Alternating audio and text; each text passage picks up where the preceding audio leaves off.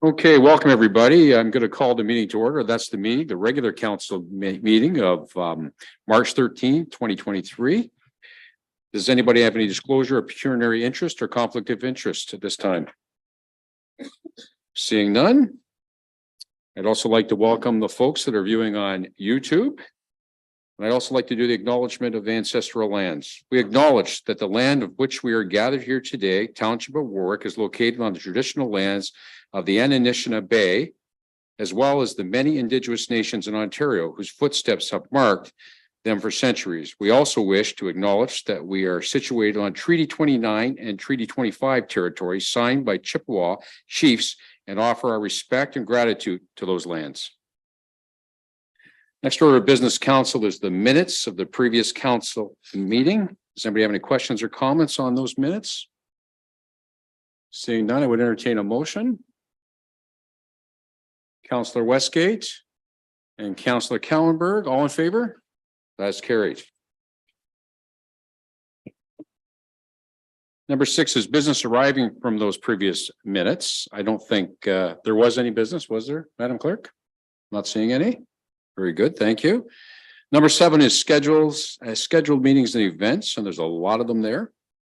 Anybody have any questions or comments about the list there? I mean, the next one we have is actually this month on the 27th, and that's the meeting that was canceled because of the weather on the waste management waste energy project. Anybody have any questions on any of those? Okay. Yes, Amanda? I may not be at that meeting, but if the Wi-Fi is okay, I can maybe come in on Wi-Fi too, right? That's the meeting on the 27th, Councillor Westgate. Well, you have had the opportunity to see the presentation as I did at last week's WPLC meeting. Yes. Is that the only presentation that's being? Yes. So I've already seen it and asked my questions on it too. So thanks. Very good, Councillor. Thank you. 7B is other meetings and events. Does anybody have any questions or comments on those? I think everybody's situated for now. I think we've got 2 or 3 going to the Good Roads Conference. And the other one there is the Ontario Small Urban Municipalities OSM Conference. And I don't think traditionally too many of us go to that, but it's there just as a FYI. Okay. Let's go to number 8 if we can. That's councillors' commitments and items. I'll start with you, Councillor Westgate. Councillor commitment dates, anything? April 4th to 8th, or I mean August 4th to 8th. Sorry. Very good. Councillor Morris. Yes, August 5th to the 12th. Thank you. Councillor Manning. None. Deputy Mayor Kallenberg. I already sent it to Heather today, so August 14th to 21st.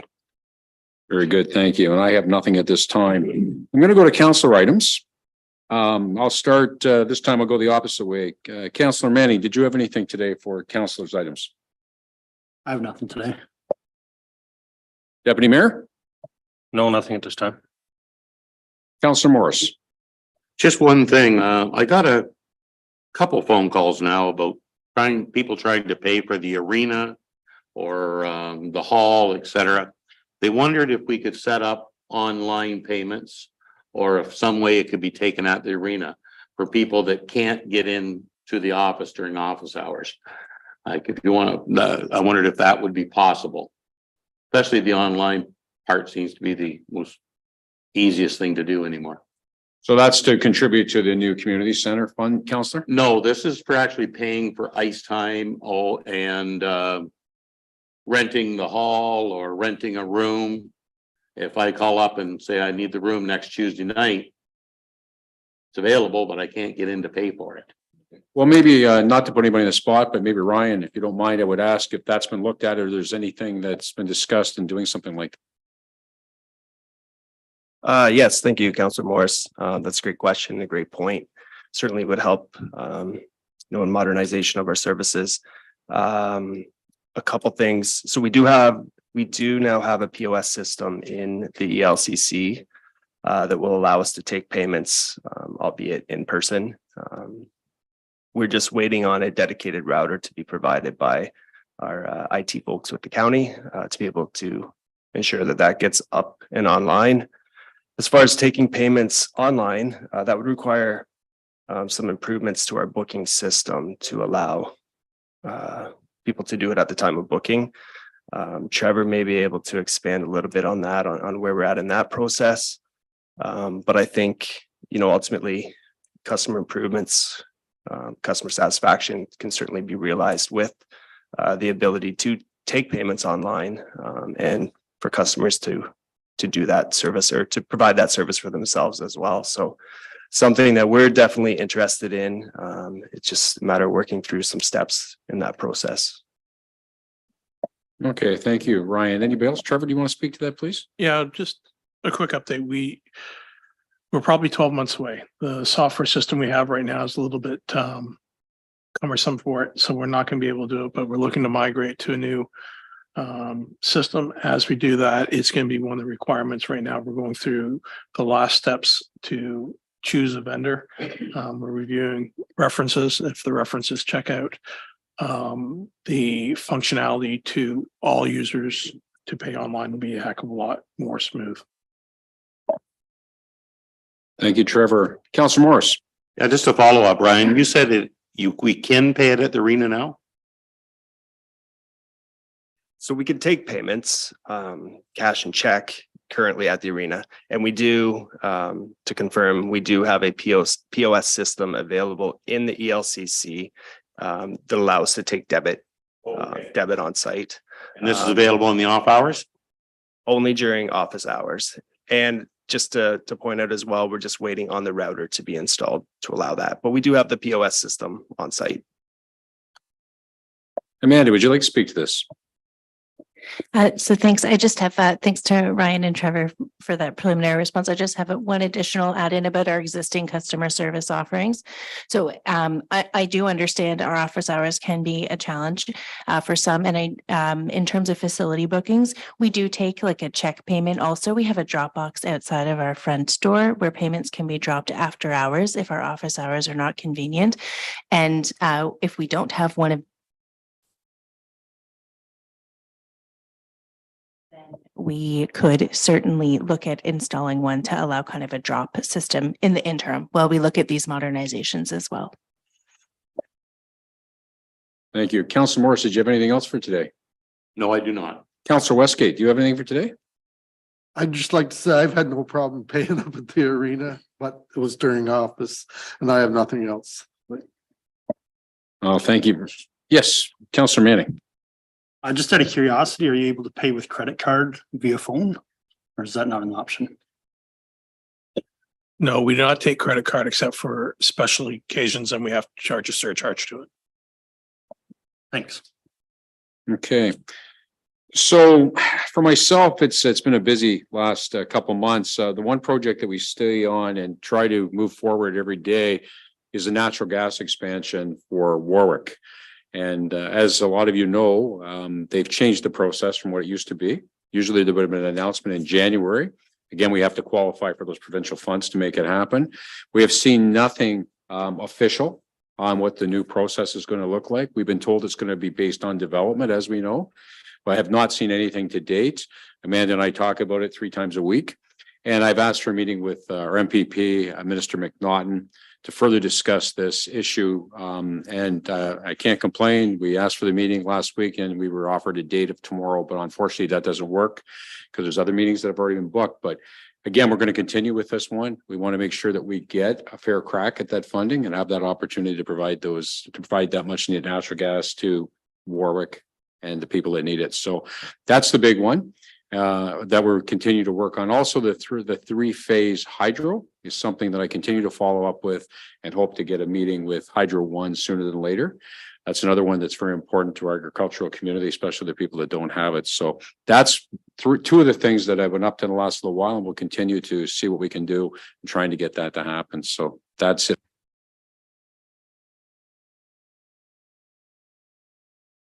So we're going to go to number 9, and that's staff items. And the first one is 9A, and it's a verbal update from Trevor Jarrett, our treasurer, deputy CEO, and items referred to budget. Trevor, if you'd be so kind.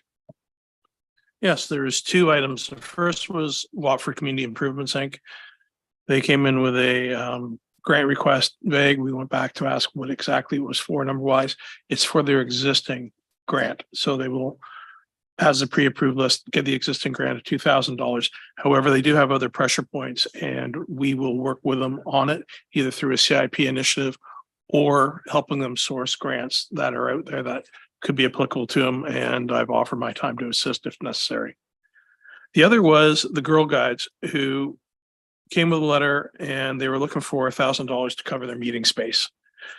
And the notion was that they went to the Optimist with the same requests. It looks like it was a clerical issue. The Optimist request was $1,000 for camp out of Towanda. And this is for the meeting space by the new hall. So they're two totally different things, and council has that information now. So I know, Trevor, that when you did the budget, there were some dollars included in the budget we passed for things like this, just in case they came along, because we asked for more information. So I'm going to make a motion myself from the chair that we give the Girl Guides the $1,000 that was requested. It is in the budget, but it's up to council. If I get a seconder to that, we can discuss it more. Seconded by Councillor Morris. Any discussion on the $1,000 grant? Yes, Councillor Morris. I'd like to see it on a yearly base. I hate putting something out there on a continuous basis like this as a grant. So like, I hope it's on a yearly base. So my motion could include that it go to our pre-approved list, such as the fair boards and stuff like that we do in other organizations. So I will make that change in my motion and to include that. And as long as obviously you're okay with it as a seconder, then we can move forward. Is there any questions on the motion? Councillor Westgate. Can we add the scouts to that too? Because it was separately on here, I was going to perhaps ask council if they consider that as well. We could deal with it maybe separately because it's a separate request. So any other questions on this? Okay, I'll call the question. All in favor? Opposed? That's carried. Thank you. Trevor, I guess the next one is the Scouts. And I guess I might as well speak to that. So it wasn't really a financial ask for say, it was wanting to use the facility.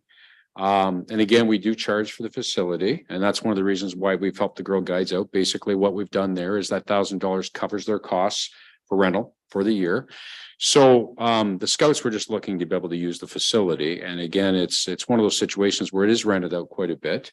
It's great. What would probably have to happen is they'd have to work closely with Ryan and Emily to find out when there's openings and then have the opportunity to fill that slot. But at the same time, it would maybe appropriate to maybe include them, as Councillor Westgate said, in the same kind of a motion that we just did for the Girl Guides. Now, that's not me. I'm not trying to lead from the chair, but that's just a suggestion. So how does council wish to deal with the requests from the Scouts? Councillor Westgate, did you want to speak to that again? Just like to do the same for them, I guess. Make the motion or. Motion to also give the Scouts the $1,000 towards rentals on the facility. Do we have a seconder to that? Councillor Manning? Any further discussion on this issue? Very good question. I would say that it's because Councillor Westgate has made the motion, it would be the same. It would be added to our annual list. Councillor Westgate? Very good. So yes, it would be. So it's the same as the other. Thanks for asking the question. We want to make sure we're clear. All in favor? Opposed? That's carried. Thank you.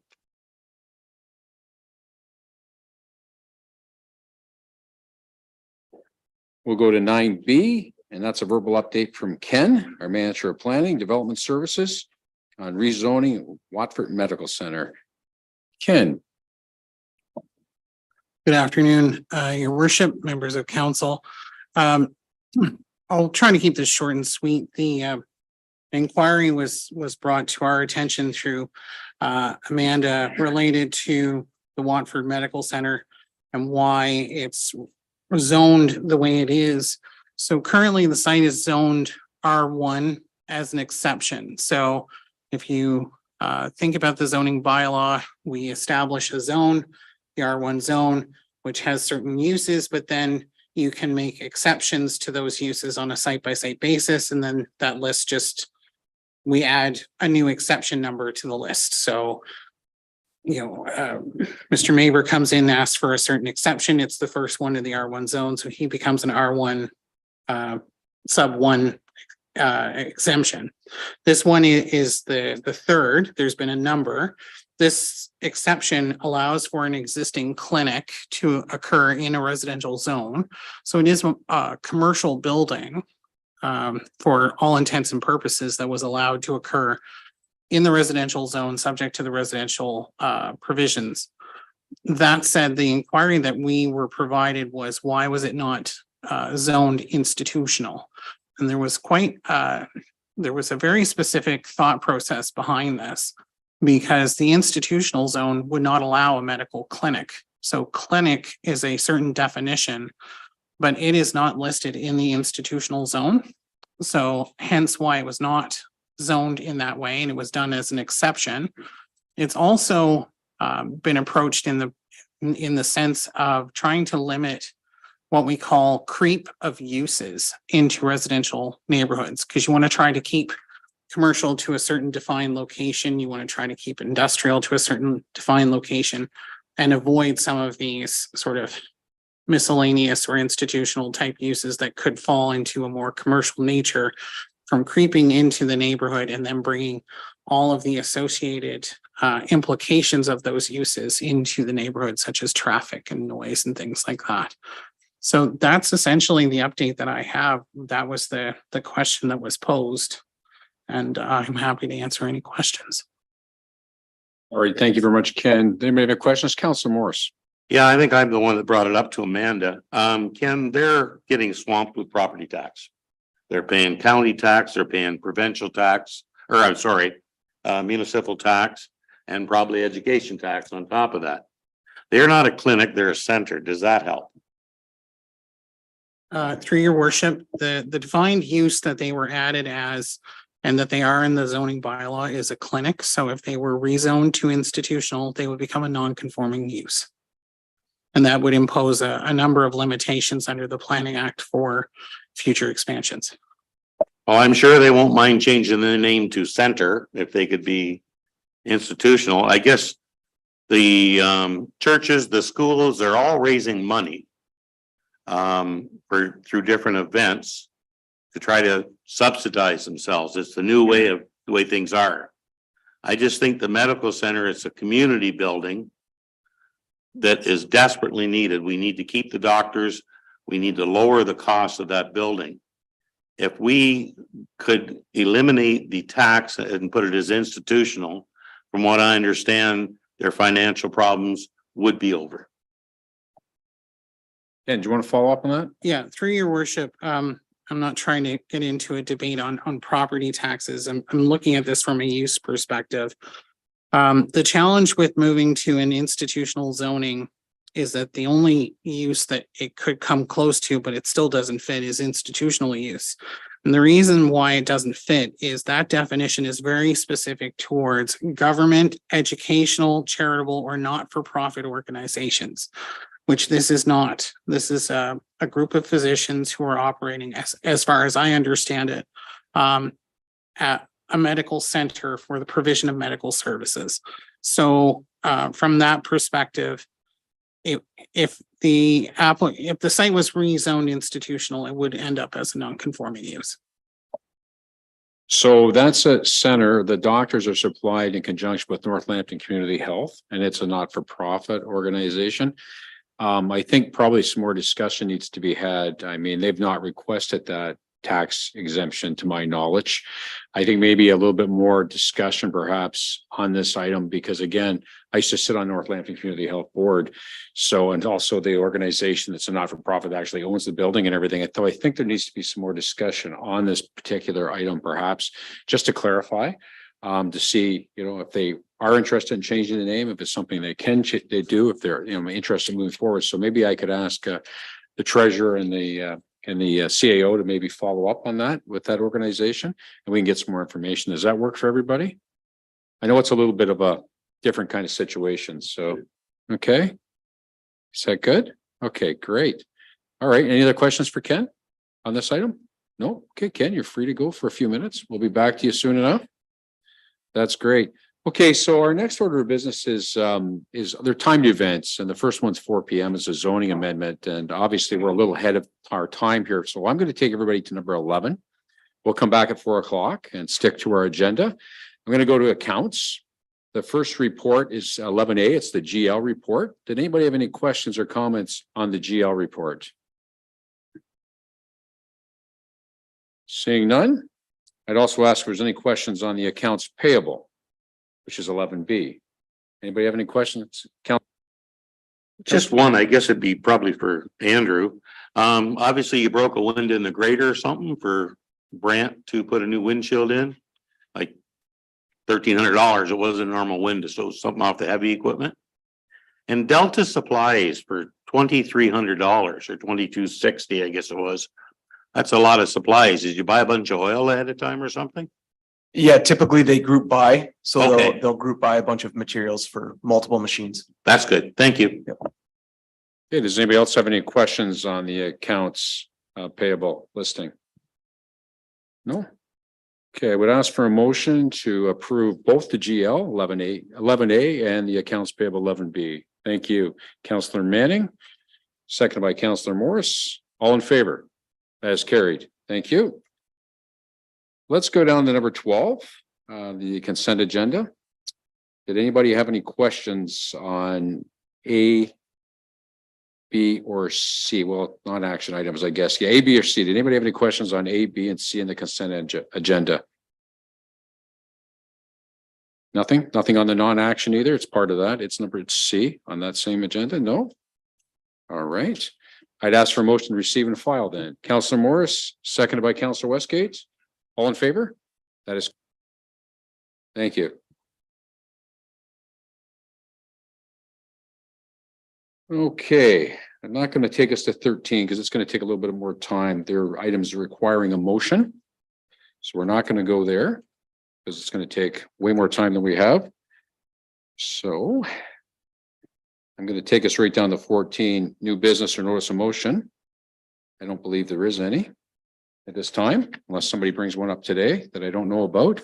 So that takes us to 14. So now I'm going to back the bus up again, and we're going to go back to our delegations, which if we're going to take a 5-minute break, unless I missed something, Madam Clerk, I think we're all up to date other than that. So we'll take a 5-minute break and we'll come back with our delegation starting at 4 o'clock with the zoning amendment of 7785 Confederation Line. Okay, very good.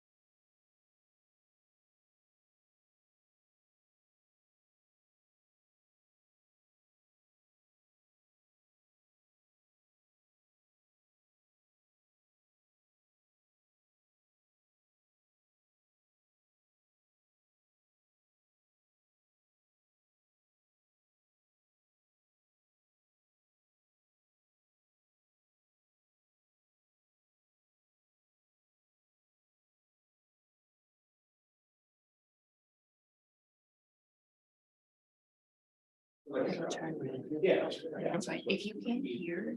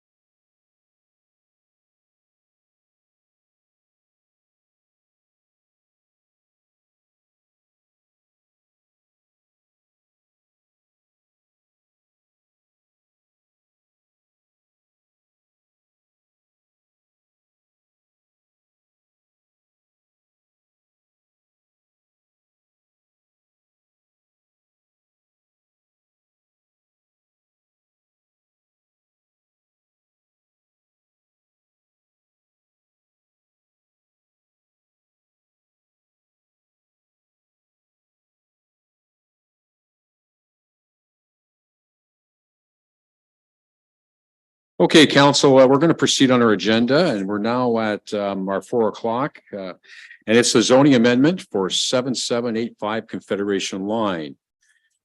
And I have to state the following. The next item on council's agenda is the holding of the public meeting with respect to an application to amend the zoning bylaw and council's consideration of bylaw to amend Warwick zoning bylaw 121 of 2012 on lands described as CON 5 SER PT Lot 18 RP 25R 209 parts 3 to 12, known municipally as 7785 Confederation Line in the township of Warwick. The purpose of the bylaw amendment is to lift the holding H symbol from the residential 1 R1 H zone that applies to subject property. The purpose of this amendment is to facilitate the development of a single detached dwelling partial municipal service. So I'm going to ask the clerk right now the following: the method of giving public notice for the meeting and the date the public notice was given. Amanda. Thanks, Mayor Case. The notice was sent by regular mail and posted on the property on February 21st, 2023. Thank you very much. So now I have to state the following. Any person requiring further notice of the passing of the bylaw should give their name and full mailing address to the clerk before leaving the meeting. Any persons present who wish to make oral or written submissions should provide the clerk with their name and full mailing address. Also, all persons wishing to address the bylaw should ask their questions through the chair, which is myself. Okay. Do we want to ask if anybody wants to speak to it, or we do that later on down here? Okay, so I'll proceed. The clerk will now read any written submissions. Amanda, do we have any? Thanks, Mayor Case. We did receive 4 written submissions from Enbridge, Lambton Public Health, Ministry of Transportation, and the St. Clair Regional Conservation Authority. All 4 are included on your agenda, and they either state that they have no comment or that it's outside of their jurisdiction and they have no concerns. All right, thank you very much, Amanda. The planner will now give his report. Ken? Thank you, your worship, and good afternoon, everyone. firstly, apologies. I was unaware that we needed to include this overview in the agenda, so I've prepared this mainly as a summary, and I've been advised by Ms. Gubbles of the deadlines from now on. So we'll make sure that we have this in your agenda moving forward. But we can move to the next slide, actually. Thank you, Amanda. So the overview of the application, as His Worship mentioned, is to remove the holding symbol. Holding symbol prevents any development on the site until provision of servicing is dealt with under the Planning Act, and that's generally done through a subdivision or a development agreement. Next slide. So here's a bit of a grainy photo from this morning, and you can see the site notice was posted. That's the little thing on the site. Here's the zoning map for the subject site, which is the flag lot to the left of the cursor right here. And it is partially zoned hazard, which is the hatched area. And then you see the remainder, which is the R1H. The hazard zone is related to a drain. And what you may not have noticed in the site photo is that the site slopes down to the drain as you go further from where I was standing. The surrounding area is generally low density residential. You can see the future subdivision site as the R2H in the top right-hand corner. And just an aerial, a bit of an aerial photo with the zoning gone, just to denote the site. You can see the drain just kind of on the far left side that's shared with the neighboring property. And there's a further hazard feature down that Amanda's noting with her cursor. Next slide, Amanda, thanks. So as mentioned, holding symbols are used to identify properties for future urban growth, so future subdivisions, but to prevent them from developing until the servicing is established, which is typically through a subdivision agreement, but it can also be through a development agreement. And the only way to remove a holding symbol under the Planning Act is though one of those two agreements needs to be completed. Next slide, please. So as noted in our report to council, the provincial policy statement encourages growth in urban areas on municipal services. And the same is true with the County of Lambton official plan. The use of language is very important. You may have heard myself or a number of our consultants remind you about the use of language. So will or shall are definitive must statements. So it's important to understand that this is the intention of both the PPS and the county official plan. So lifting the holding symbol for use of a septic system is inconsistent with both the provincial policy statement and the county official plan. Now, that said, what we always try to do is look for an alternative, and there is an alternative clause in the county official plan under section 3.2.6. In order to do that, there's a couple of things that the applicant will have to do. One, they have to enter into an agreement with the township for the provision of a connection to the sewer system once it's available and technically feasible. So that will be something that they will work out with township engineering, and it will be at their cost when the time comes. That doesn't necessarily mean that it will be today, might not even be 5 years from now, it could be several years away. The applicant must also provide a percolation test for the building permit to show that the septic field is okay. And we are requesting that they relocate the septic field to the front. That will facilitate a better connection to the sewage system with the township when the time comes. Next slide, Amanda, thanks. You see, oh, there we go. The alternative option, there are some concerns from staff's perspective. This may create a situation where we see more requests for that to happen. There are other parcels out there that this could happen that are in the urban serviced area where you want development to be on services. So council needs to weigh that in its decision making. It is our understanding also that the applicant is not seeking to move the septic field. Whether they move it now to save costs when the future connection occurs, or they don't move it now and incur heavier costs at that time, we will leave to council to make a decision in terms of the application. So in summary, we are recommending that council not approve the removal of the holding zone. As noted in our report, there is an alternative option and we do have an alternative motion for council if you wish to pursue that option. Thank you. Okay, thank you very much, Ken. We will hear those in favor of the bylaw first, then hear from those opposed, if any. So this is your opportunity, folks, to be able to speak in favor to the bylaw. So if you want to go ahead and just hit that button in the middle of your.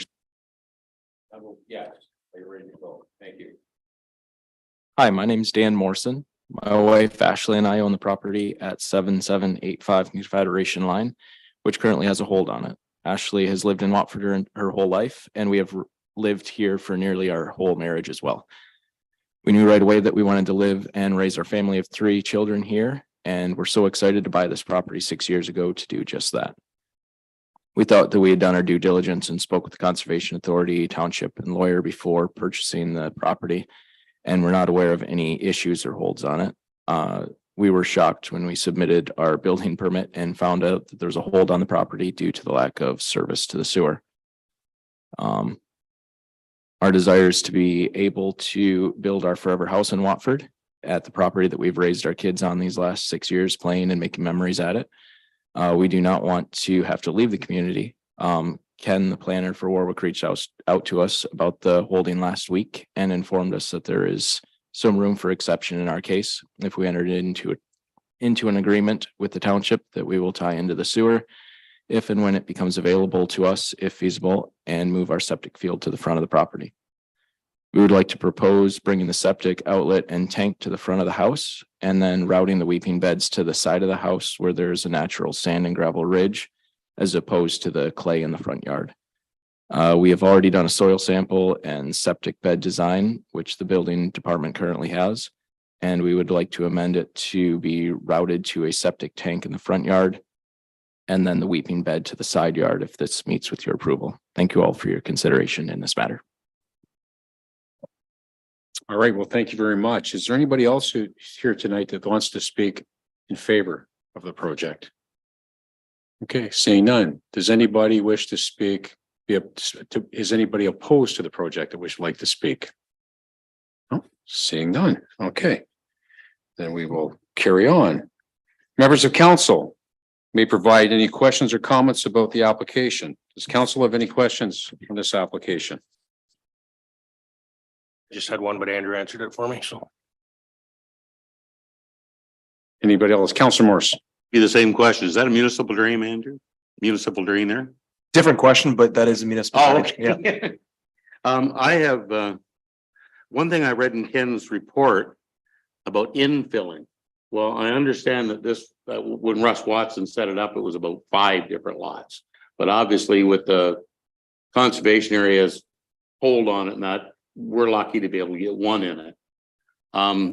We did talk about, Ken talked about this septic system, but I know of nobody in the area that's on sewer. Like Chuck Collins built a new house, it's on septic.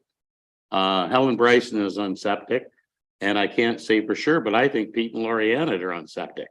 It never went past Dave Bessie's old house, Jim, Mrs. Lamb. So I cannot see any reason why it can't be approved with the septic tank out front, which would be great to hook onto the sewer, and the fill lines on the gravel knoll, because it's about 8 feet deep of gravel there. That's all I have to say. Thank you, Councilor Morris. Anybody else have any questions? Councilor Westgate. I think we encourage infilling, so I think we should go ahead and let them put the septic bed at the back where the gravel area is, because that's natural for a septic bed. As long as they have the agreement that they tie into our sewer system when and if it goes by. Thank you, Councilor Westgate. Anybody else? Okay, so there is a process that we have to follow here. Thank you very much for your comments and thoughts. So at the end of the meeting, I have to state the following. The public meeting is now concluded. Council has 15 days from this meeting to decide whether or not to pass the bylaw. Council's decision will be mailed to those who have requested a copy. Any person or agency may appeal to the Ontario Land Tribunal in respect to bylaw by filing with the clerk of the Township of Warwick no later than 20 days after the day of written notice was given. A notice of appeal must set out the objection to the bylaw and the reasons in support of the objection, plus the applicant fee also has to go to the Ontario Land Tribunal. So just want to make sure everybody's clear here right now. So Amanda, maybe if you could just state, I mean, we've just stated what the process is, how it goes. It doesn't have to take that long, I don't think. Could you maybe just clarify for the folks that have come today? Ken, I just want to make sure that the folks that have come here today making the request have complete clarity on what's going to happen and where we're going from here. So Ken, if you'd be so kind. Yes, through your worship, not only writing lots of reports, but helping out where I can. So under the Planning Act, there is a 20-day appeal period once the municipality sends notice of a decision of a bylaw, regardless of which direction you go. So anyone who wishes to receive that notice has to give written, has to notify the municipality in writing and say that they want a copy of that.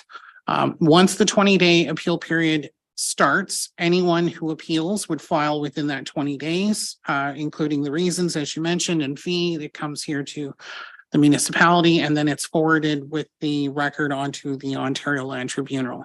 Assuming that there are no appeals at the end of the 20-day period, the municipality will issue what's called a letter of no appeal, meaning you receive no appeals, the bylaw is now active.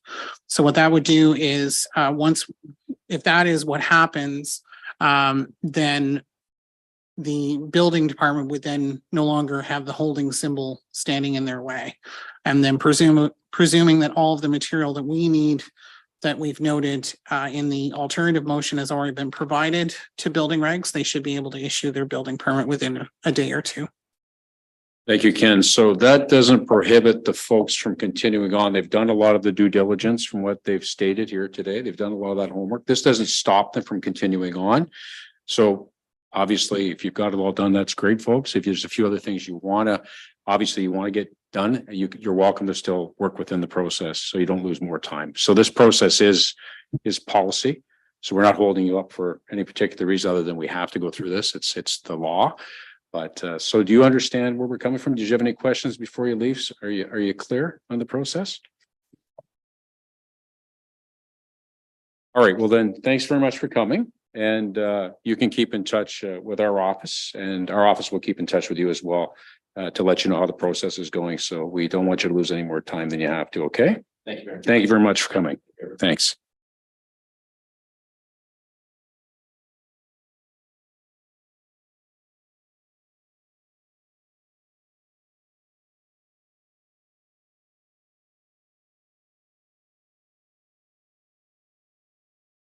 I don't see Don Anderson. He's 4B on our agenda. So what I'm going to do is I'm going to skip over B. If Don comes in the next few minutes, we'll talk to Don from the Sarnia Lambton Business Development Corporation. But I think Sam Smith is here. So Sam, if you could come up, please, and sit up here in the corner, please. So Sam is the Senior Operations Manager from Ontario Clean Water Agency.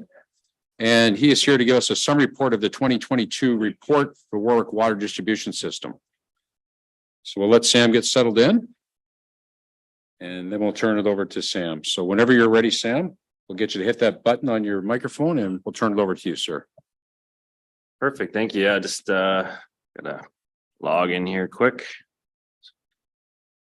Okay, so do you want me to start with the section 11 first and then finish with 22? Sure. Okay. So I'll kind of go a little backwards just because it's the section 22 is what we need the motion on. So I'll start with the section 11. So the section 11, so these are requirements under OREG 70 to provide to council by March 31st. The section 11 portion is just a very brief overview of the monetary costs that were incurred in the system for the year. So we had some water main breaks and some service repairs, and of course there was a replacements in town here. We completed some hydrant maintenance, valve repairs. We replaced a generator transfer switch at the booster station, and there was also an auto flusher installed south of town here. The rest of it is any actions or anything that had to be submitted under the Safe Drinking Water Act to the MECP. So essentially, water quality indicators here, everything was good. No adverses or anything like that was picked up in the system this year or in our sampling. All the chlorine results were good. All the lead testing was good. And the HAs and THMs are well below any exceedances. So I'll jump back over to section 22 or schedule 22, sorry, and I'll read kind of the blurb that I like to read every year. So this summary report is to be provided to the members of council, so which we've done. So please ensure this distribution by March 31st.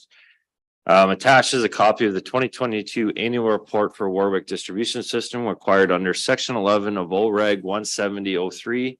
Section 12 of OREG 170.03 requires both the summary report and the annual report be made available for inspection by any member of the public during normal business hours without charge. The report should be made available for inspection at the office of the municipality or at a location that is reasonably convenient to the users of the water system. And I believe this municipality puts it on the website, which is perfectly fine. So in the section 22 or schedule 22 report, there is a section 1 is the overview of the system. That has not changed from last year or any years. In the compliance summary, it mentions the routine MECP inspection, which evaluates the system, provide information for the owner operator on areas that need to be improved. This system receives 0 out of 185 non-compliance ratings, and as such received a 100% final inspection rating. So there was no corrective actions coming out of that inspection report. And then section 4 is a summary and discussion of quantity of water supplied.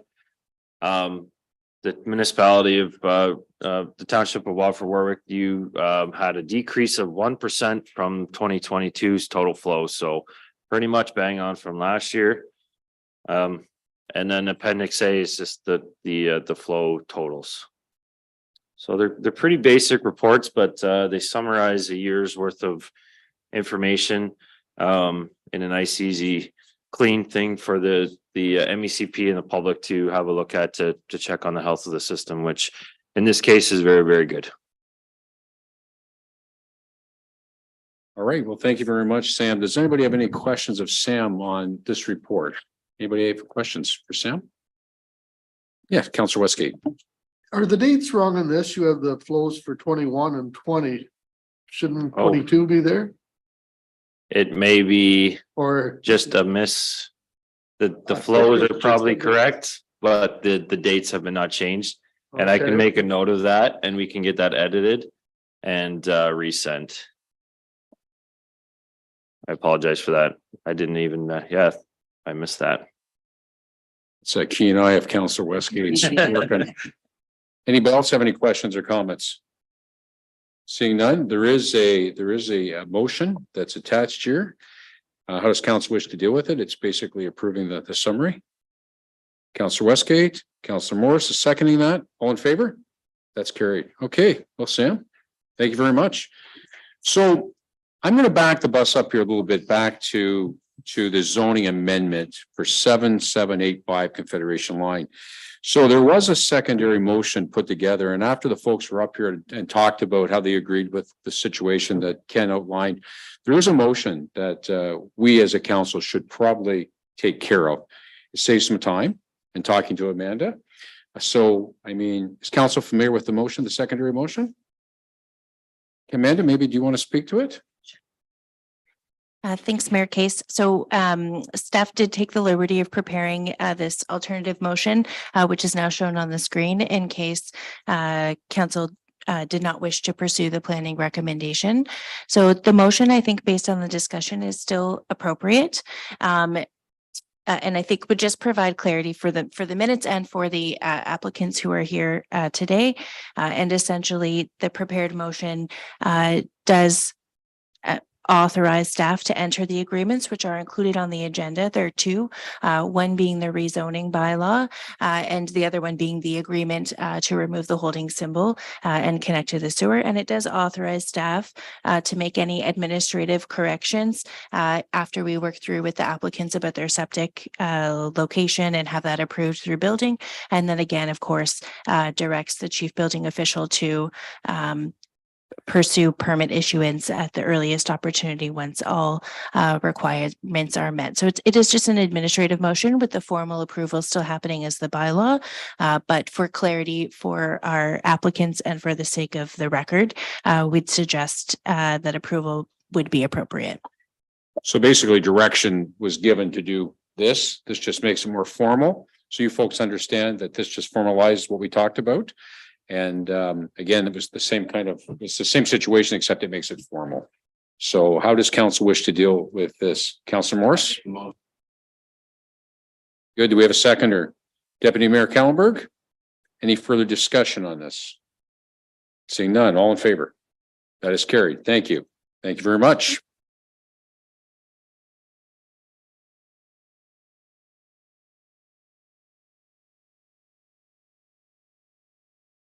Welcome.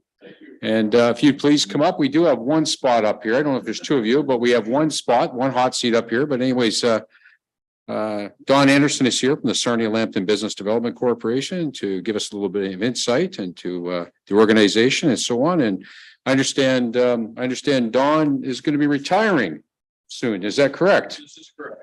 Well, I'll tell you, I've worked with Don over the years in my capacity mayor many times and always found him to be an excellent source and always appreciated the relationship and the ability to have those discussions. So formally today, I'd like to wish you nothing but the best of luck in your retirement and thank you for your time. It's been a pleasure. Thank you, Mayor Case. Thank you. So just share a little bit of information. The first thing I want to share is my successor is with me today as well, Sarah Riom. Some of you may be familiar with Sarah from Habitat in her previous role. So looking forward to. So we wanted to just kind of make the council group familiar with her, and then just give you a little bit of an update. It's been a while since we've been out because of some health related issues in the communities. So we'll just give you a little bit of information. The information that I've shared. Oh, we don't want to see him. He doesn't get any better looking every time I see his picture. Working through our technical challenges here, but it is getting better. So we'll get it up on the screen here for you, Don, in a second. Nice job. There we Beautiful go. building. Very good. Turn it back over to you. Thank you.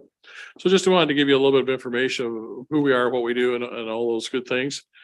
So the organization was founded in 1988. So we're coming up on our 35th anniversary as part of the federal government's Community Futures program, which gives us a mandate in Lambton County to help with small business finance, small business counseling, and ultimately our goal is to help with job creation, job retention in the community. Our board or our operation is governed by a volunteer board of directors, 9 members. We try to cover the geographies of the county as well as having sectoral experience and sectoral representation so that we have folks that are kind of attuned to what's going on in the local business community. And all of them are active entrepreneurs, our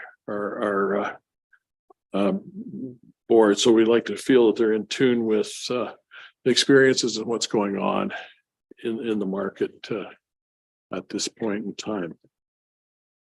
Local staff, as I said earlier, we provide a range of financing and certainly small business loans through the period of when this program was developed. If you're in rural Canada, you saw the banks exiting the marketplace, and this was kind of a force behind the creation of this.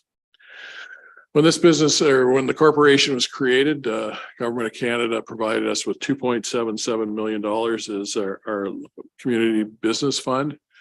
And essentially it's on, I'll call it the pay it forward principle.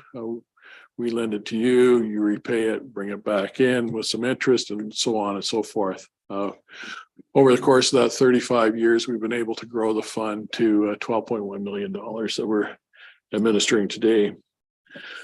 Since the original inception of the corporation, we've funded almost 860 businesses to date, with over $50 million that we've put out on the street. And they've been able to leverage another $70 million and other lenders coming to the table with us and equity into the businesses. So it certainly helped establish some businesses. Looking at year to date this year, we've been working with 28 businesses in the county on commercial finance side with 2.1 million out the door already, and we're probably looking at somewhere around 2.7 that will be out by the end of our fiscal year, which is the end of this month. And they've been able to leverage another $500,000 and ones we've worked with this year, which is certainly beneficial. And this just gives you a little bit of a breakdown by industry sector of our portfolio as at the end of March. It's also a bit of an eye check for you just to see who can pass the test. But it certainly is, if you look at it, you can see that we are predominantly, or a big portion of our funding goes into the retail sector. There's a lot of the folks starting out in the retail sector in the community. That's a hard startup place if they're going looking for funding to get going. And another sector that we do a lot of work with is the hospitality sector, restaurants and those kinds of things. Again, if you show up with the banks with the high risk perception of the hospitality industry and the historic failure rates, it's a market that's somewhat abandoned. So that's a niche we play in. And then there's others, construction work and a little bit of agriculture. But certainly we're looking at businesses that are industries that aren't considered, certainly in the startup phase, aren't the prime for the lenders. They'll look at you when you've been around for 3 or 4 years and have proven yourself. So now we don't put caps and gowns on them, but it's almost like a graduation when we feel, somebody comes along and says the RBCs and the rest of them are prepared to take us on. So it's not all bad news for us, but it's nice.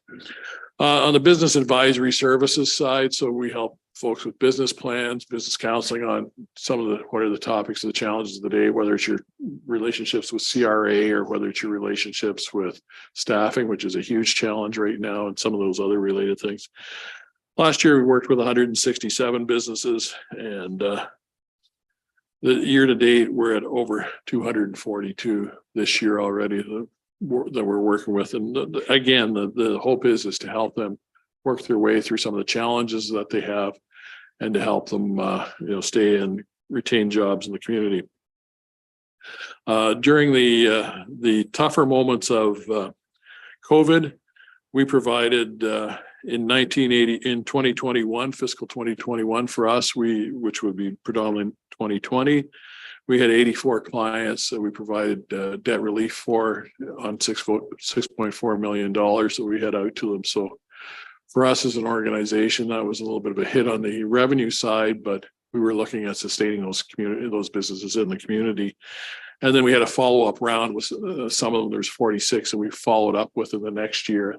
And again, that needed some relief to make it through. And we gave them relief for a shorter period that time, but there was still $3.8 million that we weren't earning on. So we're looking at, we wanted these businesses to stay in the community. That's our focus, retention and creation. We do a little bit of work on the community economic development side as well. We partner with some of the other organizations in the community, tourism, economic partnership, and others looking at diversification, access to capital. We have a program that we've done for a few years as we call the Business Boost Bundle for folks looking to start up. We provide some funding for them. Southwest Credit Union has come on board to assist. CR Creative provides some marketing assistance to them, and Manley's provides some support in terms of office supplies and that type of thing. New to us last year is what we called the Lambton Innovation Challenge, and what we were looking at there is to bring new folks into the community, looking at new businesses, new approaches, looking to diversify the economy somewhat. So some new technology and those types of things. So we had some partnerships with Tech Alliance, the accelerator, RH Accelerator, which is a bit of an agri-focused accelerator, 519 Fund, Southern Ontario Fund for Investment and Innovation, and the Economic Partnership. So we had 4 companies. We ended up with a winner, a second place, and a tie for third. So there's 4 companies we supported to the total of $250,000 to help them establish businesses and get them going in the community. So we're certainly looking forward to seeing those go forward. And one we're already in discussions with that's got an expansion underway. So that's encouraging. That we're looking at the end of the day, we're looking for new businesses, new jobs in the community, different things, and just relying on the same sole support. Business Boost Bundle, I think I've touched on a little bit already, and the Innovation Challenge. I was just speaking about moving forward. So, what are we looking forward to? And, continue to assist and work with the established businesses. If they're looking to expand, there's an opportunity for us to support them, not just new startups. It's someone looking to expand and maybe they don't quite fit the box for the conventional lenders. We will continue to provide support and advisory services, and it's free of charge to any resident of Lambton County. We will support them with the challenges that they're facing. And we also look to continue to collaborate with other partners to provide services to attract businesses to the community, because we are one of Ontario's best kept secrets in Lambton County. That there's some great opportunities here. We've got great access to foreign markets, and we also have great workforce that we need to keep them engaged. So that's kind of the high level, and I apologize for being a few minutes late. But certainly appreciate your time and interest in it. Well, thank you very much, Don. And your organization is, again, it's one of the best kept secrets out there sometimes too, but it supplies that advice to all of Lambton County. I think it's very important to say that. So many people think it's just a Sarnia situation. It's not. You get involved heavily with the agricultural sector as well. And Don has been on the Sarnia Lambton Economic Partnership for a lot of years. That's where we sat together. It was a very valuable part to that whole organization. So this is an opportunity. This is something that our residents can access going through the channels. And I know Sarah's going to be taking over your duties. And again, I think it's something we as a municipality have to make sure we promote and let people know it's out there. And I'm sure through Stephanie and others in our office will be able to do that. So thank you very much. Did anybody have any questions for Don today? Oh, Don, you're getting that off easy.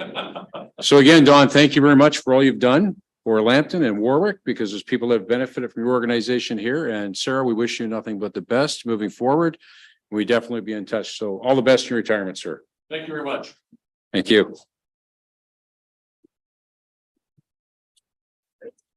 Okay, council, we're going to turn the calendar back a little bit here. And we're going to go to 13, and that's reports and items requiring a motion. So I'll give everybody a chance to get there on their iPads.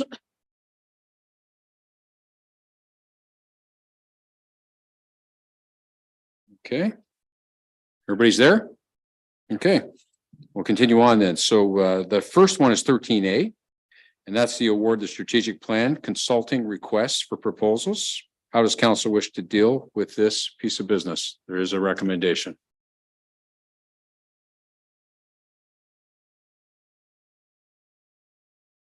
So it's 13A.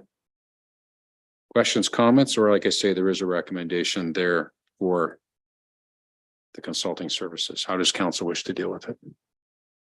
These are all items from the budget that were passed. I'm correct, right, Madam Clerk? Thanks. Councillor Manning. Make a motion that we pass. Councillor Manning, seconded by Deputy Mayor Kallenberg. Any further discussion on this particular item? All in favor? That's carried. Thank you. Let's go to 13B, and that's the site plan exemption. And that's for 6332 Nauvoo. That's our property. There's a report there, but there's also a recommendation. How does council wish to deal with this one? Councillor Westgate, moving. Seconded by Councillor Morris. Any further discussion on this one? All in favor? That's carried. Let's go to 13C if we can. And this is on development charges. This one's probably going to take a little bit longer, would be my guess. So there is a report there. There's some added information from our treasurer as well. I guess somewhat justifying the numbers that he presented, using some comparators from the last couple of years and things going up. Trevor, before I get into this, did you want to speak to this at all? It's all there, but Just a few things that are out there. This came to light when the developer Scenic Court addressed previous council and issued a thanks for the lack of DCs, as it increased his profits per unit. However, the one thing he was emphatic about is council start to look at development charges and community benefit charges immediately. As a result, these were added to the 2019 to 2022 community-based strategic plan. This is our primary resource to have growth pay for their share of community services currently provided and the needs to onboard them. So if they're not there, either you do it or you're pulling from reserves or you're increasing your taxes for your current residents. It's a resource you have. The housing market price is determined simply by supply and demand, not development charges. Although DCs are calculated in developers' pricing models, they will not offer a reduction in pricing from the market determined price, and we have no means to force them to. They're just going to walk away with greater profits, and then the end result will be we'll have to increase taxes for the services to all residents in the municipality. As a result, our best plan going forward, in my opinion, is to look at what we have and how we can best do it. Without development charges, very soon, we're going to have to forego capital projects very soon and spend the entirety on development on infrastructure needs to support development. As an example, we've had 2 projects for development in my time here. The first one was Scenic Court. It cost $500,000 from reserve. Nothing we could do. We didn't capture anything back because we didn't have DCs. The profits that came from the DCs that the builder or the developer collected went in their pocket, and he's the one who brought this to our table. The second one is the school lots that are in place right now that are going to market. Nothing will be added to reserves from those because we've missed the opportunity. So anything that's going to be costing there, which is roughly $500,000, roughly $1 million for us by the time we're done, is going to come from reserves. And if you keep eroding reserves like that, pretty soon we're going to have to make some harder decisions on it. That's all I have.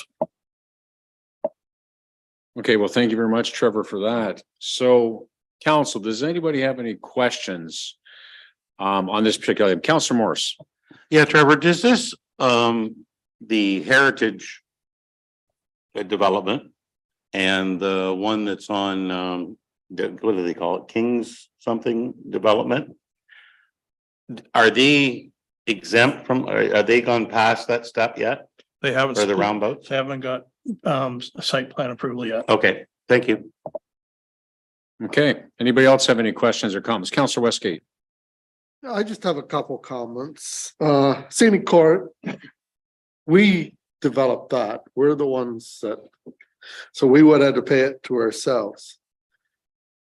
And where the old public school was, we did get money from them for the streets and stuff. We've got 2 new streets there, sewers. I know we put quite a bit in, but they also put a good share of that in. So they did pay development fees in a way. As long as I've been on council, we've always tried to stay away from development fees because the councils that I've been on always figured that it was a deterrent to developers to come to our town. They could come here and develop easier and cheaper. So they come here instead of going to Strathroy or Forest or someplace else where they had development fees.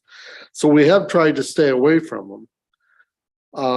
When I look at these fees, they're quite substantial. I know it will sure help our coffers, but is it going to stop development in town?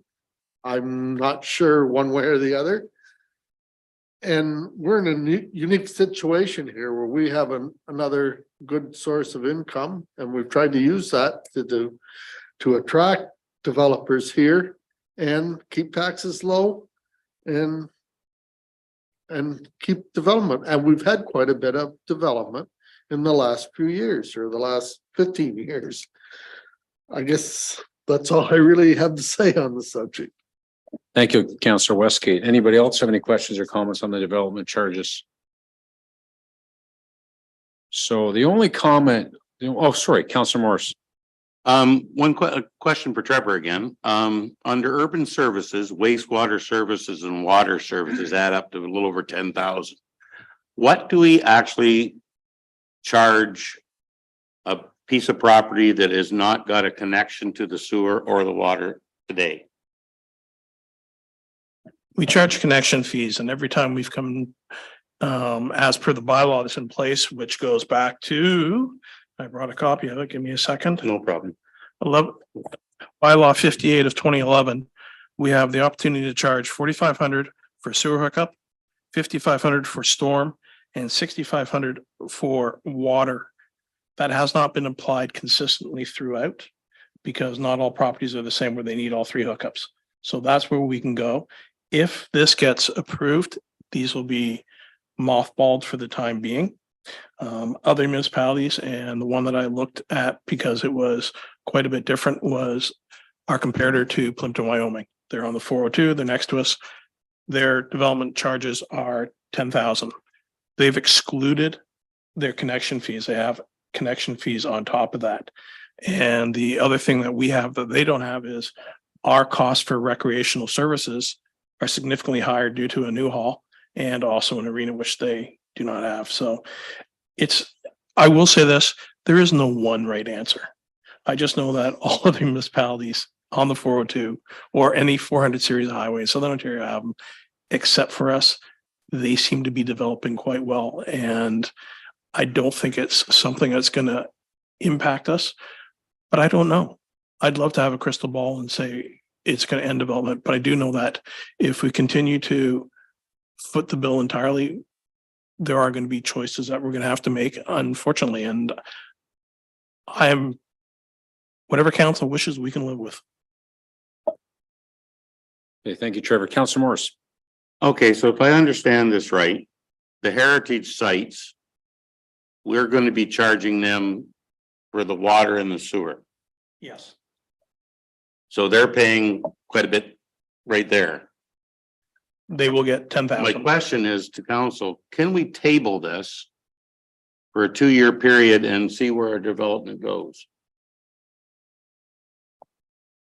So I'm pretty sure I know the answer to that, but I've been talking to Trevor, and it's a very exact process and is a timely thing as well. It encompasses 5 years if you approve it, and it goes from 80 up to 100%, I believe, Trevor. But Trevor, maybe if you want to speak to this, or if you want to refer it to Ken or whoever, I'll go along with that. Please. I saw Ken nodding his head. My understanding is if you approve it, you're tied into it for the length of the document. However, I could be incorrect, so I'm going to defer. Amanda, please. Well, thank you. And we may need Ken after, but I will also add that the development charge process, further to what Trevor said, also is a whole legislative process to study all of your fees and charges and all of your services and the actual costs of them and the actual costs associated with expanding services into certain areas. So to get to these numbers, Trevor and our team has done a lot of work with our facility condition assessments, our growth plans for development, like the industrial park area. Like we've obtained accurate cost estimates for all of this expansion for over the next 5 years, what we anticipate might come. And that's what drives these numbers. So to table it for 2 years would require another study. And a study, this one in particular, like to get to this point, as it was identified in our strategic plan for the last term of council, we obtained a consultant, Watson and Associates, and the study alone to get to this point was about $30,000. So to table and undertake the process again in 2 years is always possible. That's a decision of council, but it is not as simple as the same numbers. We'd have to reevaluate growth. We'd have to look at new cost construction estimates. And then there is a notice process that's very specific in the Planning Act. That's why we've had like public meetings throughout. So it's not impossible, but there's not as simple as we'd love, right? So basically, in a nutshell, if we don't approve it, it's not approved, period. And then it would be up to council if they wanted to bring it back up, whenever to go ahead and do it. Councilor Westgate. So right now, for the houses, say at the public school, the old public school, for them lots, they still pay for sewage hookup, for water hookup, and for storm hookup. I So would- that was roughly, yeah, 16,000. So that they would pay for those, which is fine. The development charges aligns it more to what our spend has been and where it should be going to. We will be over collecting for water and sewer in that situation, but under collecting for facilities and for pathways and roads, which is where the disconnect is in what we're charging right now and what this proposes. So in other subdivisions, say the new subdivision to the north here, they would still pay all them fees. If They still need to pay to hook into our sewer system sooner or later. yes, if this is passed, it would be one or the other, not both. So yes, they pay the 16.5 or whatever portion was in the subdivision agreement. So right now, they would pay the 16.5 and nothing else. Right now, if it was as per all three of those services, it'd be 16.5.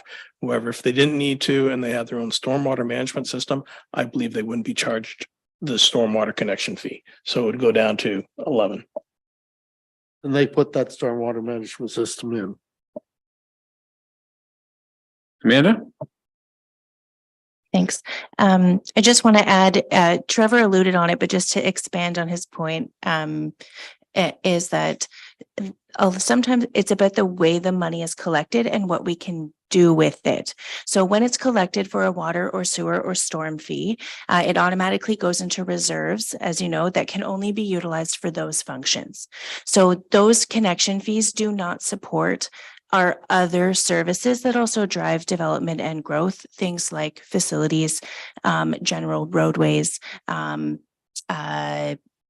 all those kinds of things. So the difference with a development charge versus the connection fees is also how we can spend the money and how it can be utilized. So we may have other expenses that help support growth, like let's say the ELCC. If we had development charges, some of the monies collected could have helped offset those construction costs. That's just an example. That was never a question, but just in terms of how it impacts how we fund future capital projects, as well, is something to consider. Okay, thank you very much, Amanda. Does anybody else have any questions or comments? Yes, Deputy Mayor Kallenberg. Just a question. So that's about a 14% increase over what we're currently paying now. Is that 14% number? Can that be changed slightly by us now? Can we say, let's do 9% above what we're currently doing versus the 14? It's just a question. So I believe the answer to that question is yes. We determine the amount. Am I correct, Mr. Jarrett? I would have to get clarity on it, but I believe that is correct. Amanda?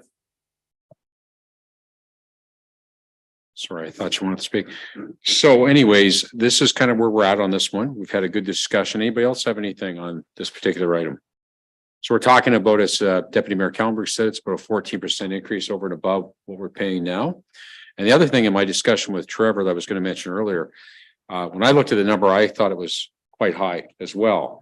And then I understood I guess the rationale and how he looked at it. He looked at current costs. A lot of these municipalities that have their rate locked in right now, those are old numbers. They're going through their current costs now and reevaluating their numbers as well. So that was the clarity I got from my discussion with Trevor on that. So we're sort of kind of the first at looking at current costs from what I understand from compared to most municipalities. So that's why the numbers seem to be a little bit bigger than some others. I think there's others within the Federation of Lambton that are looking at theirs right now. Am I correct, Mr. Jarrett? That's correct. For scale, I know last week I had a call from a developer who's working in London. They're over 48,000 right now. I know Sarnia is above us. I know Strathroy Caradoc is above us, and they're both going in for review in the next year or two. It's not an easy process. This took us, in all fairness, 3 years, but I thought we did a fairly thorough exercise in updating our water studies, our wastewater studies, our sewage studies, all our facilities, which we have to do again. But it brought everything current. So we're current to 2021. 2022 was a different beast, and we haven't asked for it to be reflective of 2022 because we hope the market will shake out and be a little bit more kind in the future.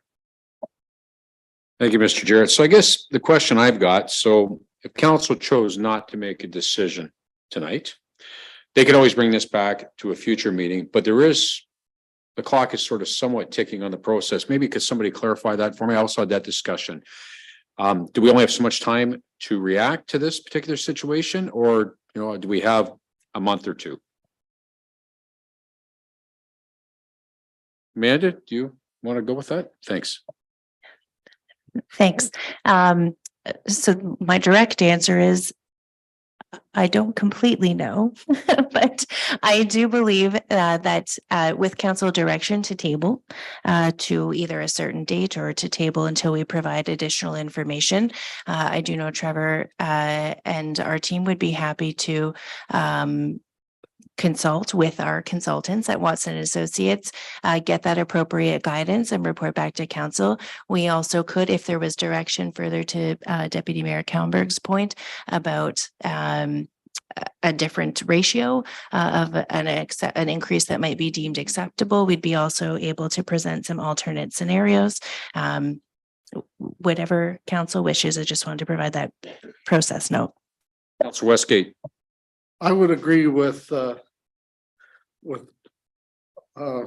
Kallenberg that if we knocked it down a little bit and it helps, it lets us put the money in different spots. I never even thought about that.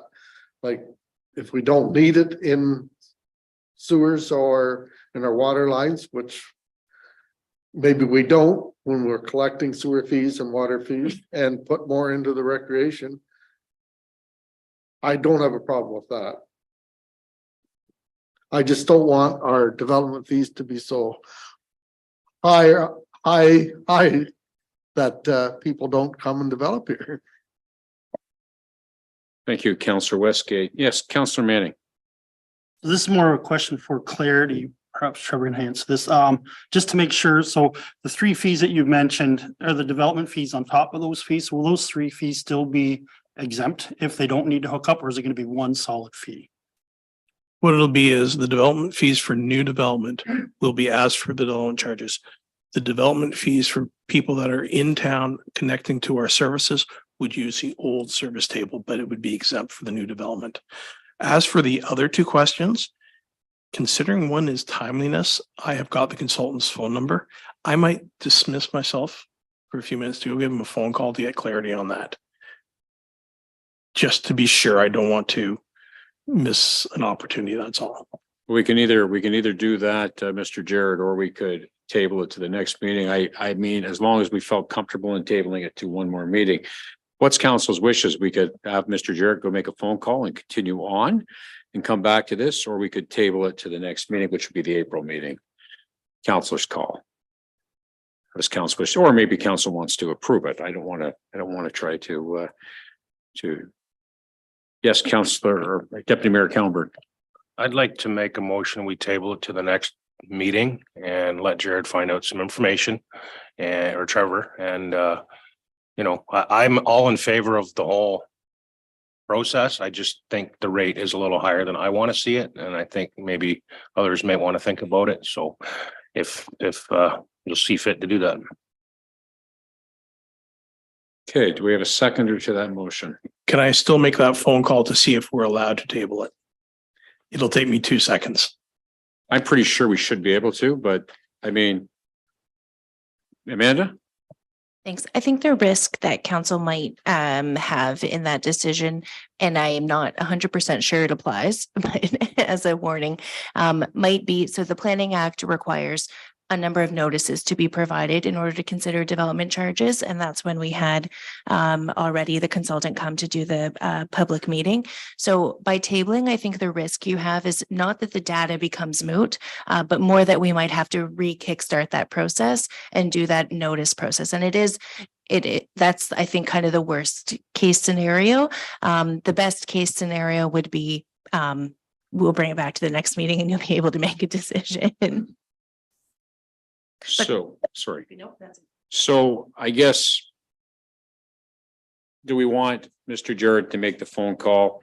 There's a motion. Could you hold off on that motion? I'll Deputy rescind Mayor? that for the moment. And we'll let Mr. Jarrett make the phone call. He feels that it's important. I think we have to let him make that call. So Mr. Jarrett, you go ahead. And we'll come back to this when Mr. Jarrett gets confirmation, if he's able to today. Okay, so we'll come back to C Council. Let's go to D if we can. And that's the wayfinding signage that was part of our budget as well. And there is a recommended motion there to award. How does council wish to deal with this particular one, that being 13D? Councilor Morris. I make a motion to accept the motion as presented. Very good, Councilor. Yes, seconded by Councilor Manning. Any further discussion on this one, council? All in favor? That's carried. Very good. Okay, if we can go to E, and that's the cemetery caretaker contract renewal. How does council wish to deal with that piece of business? I'll move, we follow the recommendation as presented. Moved by Deputy Mayor Kallenberg, seconded by Councilor Westgate. All in favor? That's carried. Thank you.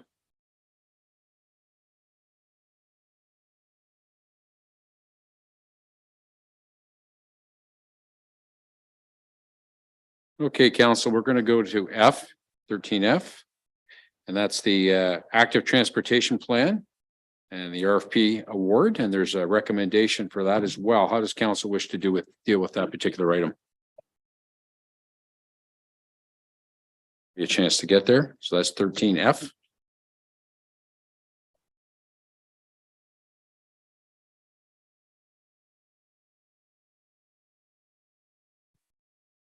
Councilor Westgate. I'll move we accept the recommendation. Thank you. Do we have a seconder? Deputy Mayor Kallenberg. Any further discussion on this particular item, folks? Seeing none, I'll call the question. All in favor? That's carried. Thank you. We'll go to 13G if we could.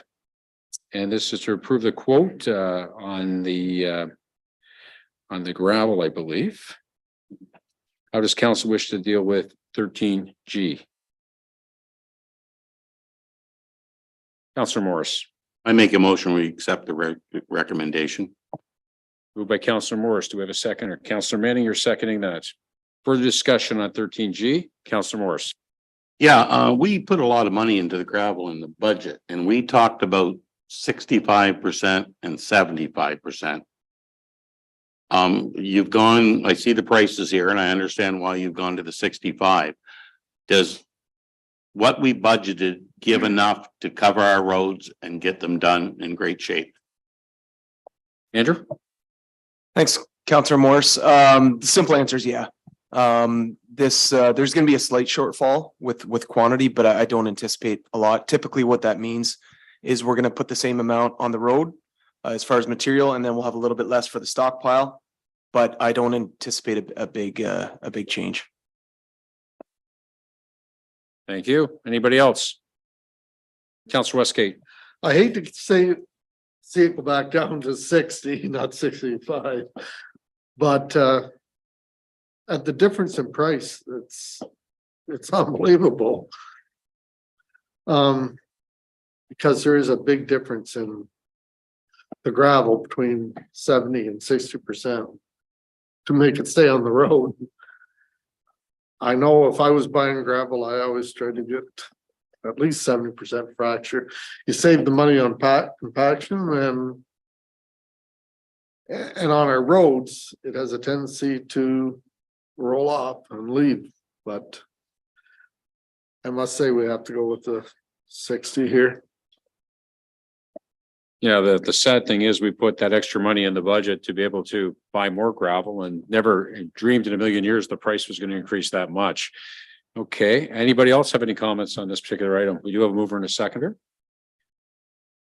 Call the question. All in favor? That's carried. Thank you. Okay, Mr. Jarrett is back. Mr. Jarrett, did we get confirmation on the ability to table, sir? Yes, the data is good for a year from presented before we go stale. And it is scalable, but we cannot exceed the recommendations that are in the report without having to create a new report.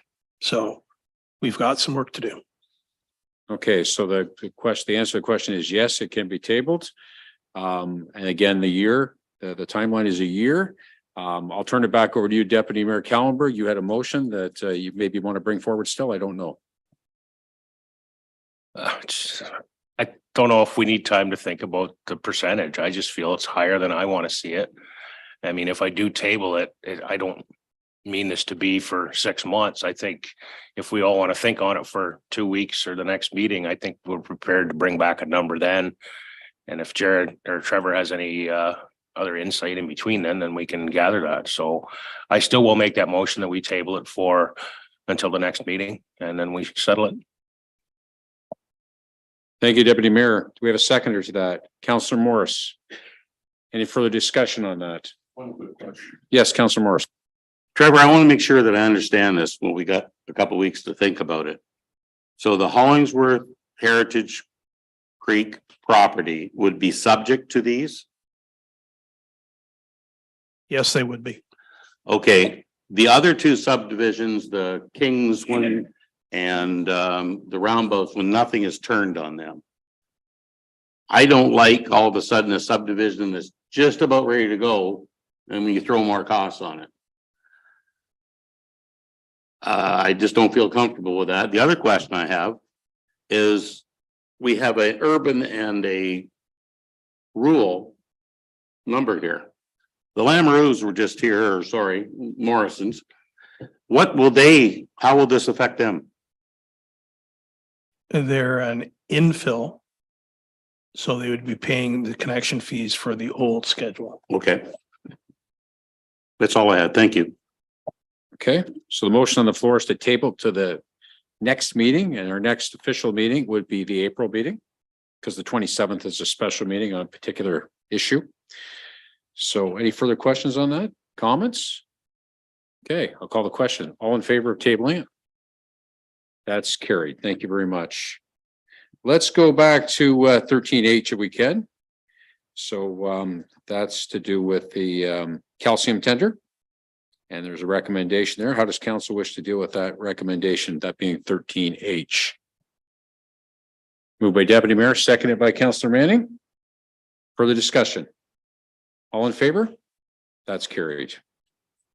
Okay, let's go to 13I, and that's the Zion Line reconstruction. And there's a recommendation here as well to do that project. How does council wish to deal with this particular item?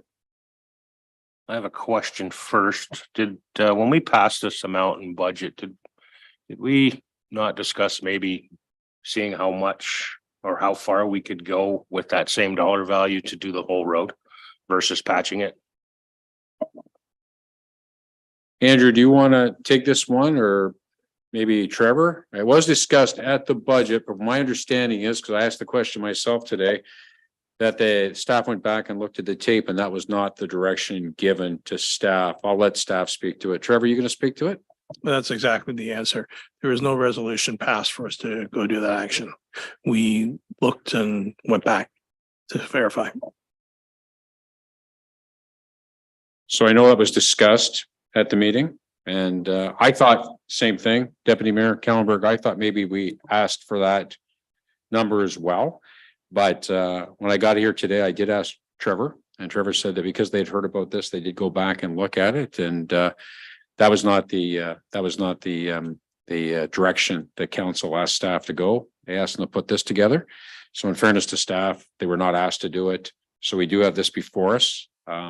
Anybody else have any questions or comments on it? Councilor Morris.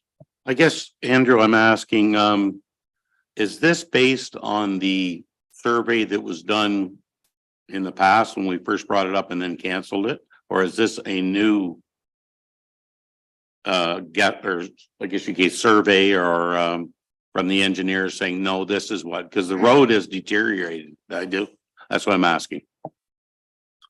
Thanks, Councillor Morse. So there has been additional surveys since the first time this was brought to the budget.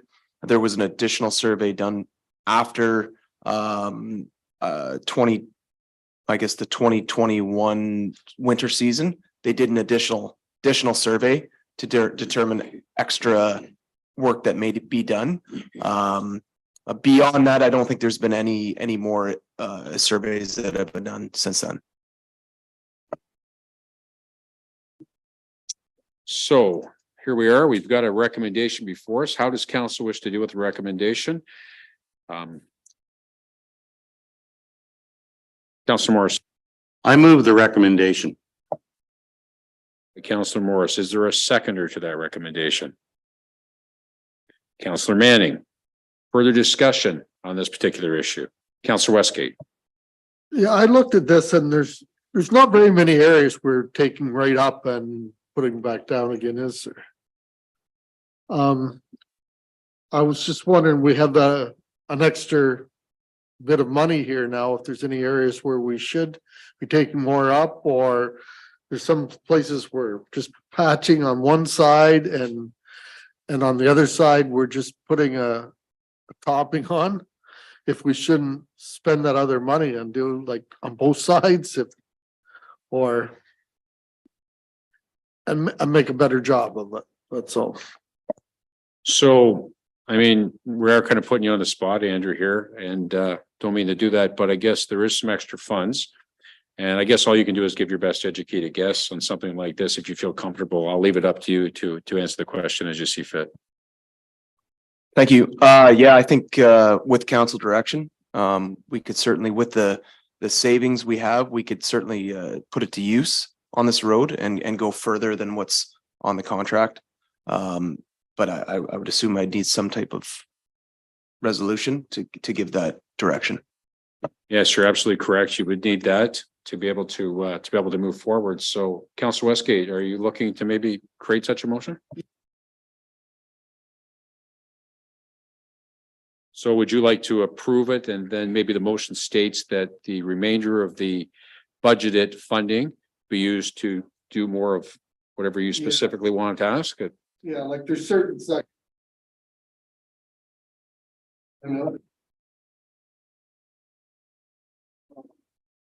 Where's your microphone? There's certain sections where we're just filling the cracks and putting a surface treatment on the other side.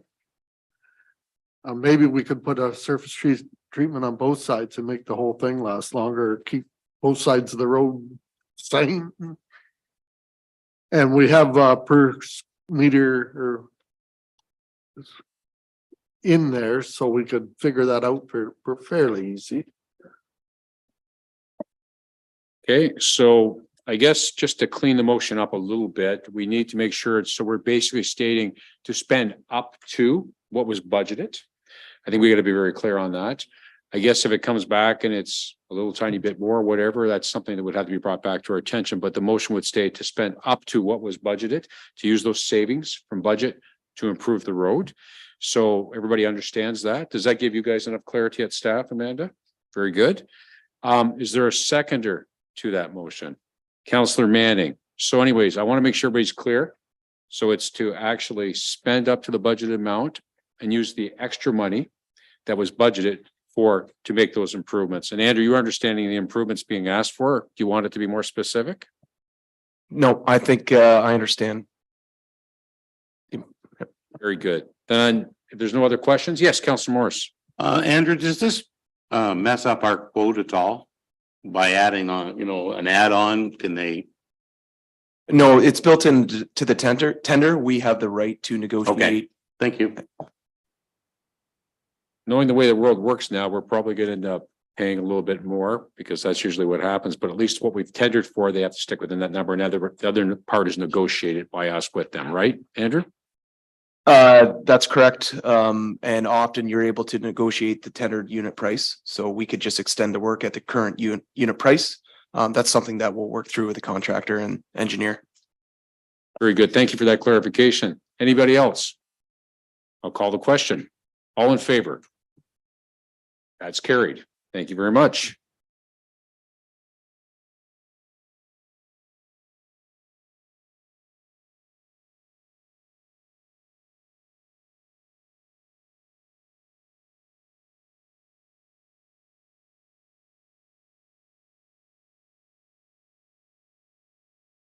This is going to be the easiest question to ask all night. So is anybody willing to put their name forward for the Thames Sydenham Source Protection Committee? They're looking for one in Lambton. So everybody in Lambton is going to be asked. No? Very good. Thank you. The next one of action correspondence is 0353.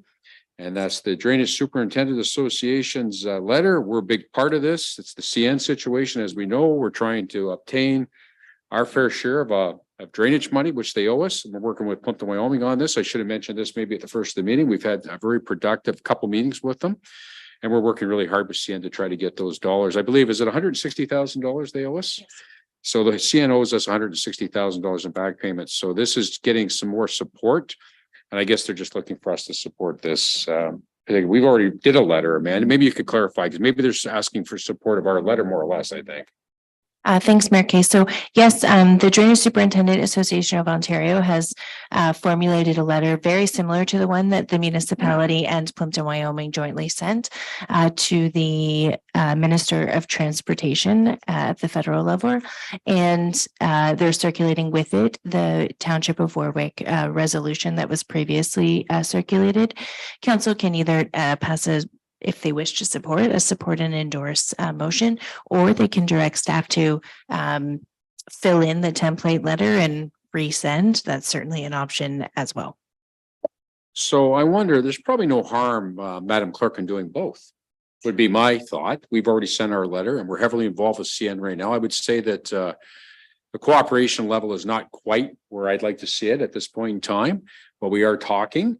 And they understand exactly where we're coming from. We want our money. Thank you very much. Everybody else who's assessed on a drain and benefits from a drain pays their share. So we continue to be very matter of fact. So my recommendation to council would be to do both in a motion. And again, we've already done our letter as well, but this is something that we're not going to let go of. These folks owe us the money. They benefit from the drain just like everybody else does. And really, in all honesty, as council said with our original motion, that they need to pay their fair share. We have a very willing and good partner in Plimpton, Wyoming going through the same thing. So that would be a recommendation maybe to council that we do both. How does council wish to deal with that? Councillor Manning? I'll make that recommendation. We do both. Thank you, sir. Do we have a seconder? Councillor Morris, further discussion on this issue? Seeing none, all in favor? That's carried. Thank you very much. And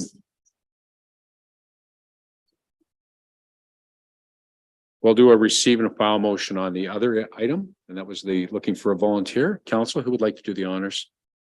Deputy Mayor Kellenberg and Councillor Morris. Thank you. All in favor? That's carried. Thanks. Okay, and we already talked about new business or notice of motion, and there was none. Is there any now? Earlier in the meeting, we didn't have anybody. Okay, very good. So I just want to let the people know out there that are viewing us on YouTube, we are now leaving the open session of our meeting today. And we'll be going into in camera to discuss some other issues. We're going in camera to discuss 2, 3, and 4. And we won't be coming back live again, because we'll just be coming back to wrap it up at the end and tidy it up. So we thank everybody for watching, and this ends the public portion of our meeting. Thank you very much for viewing.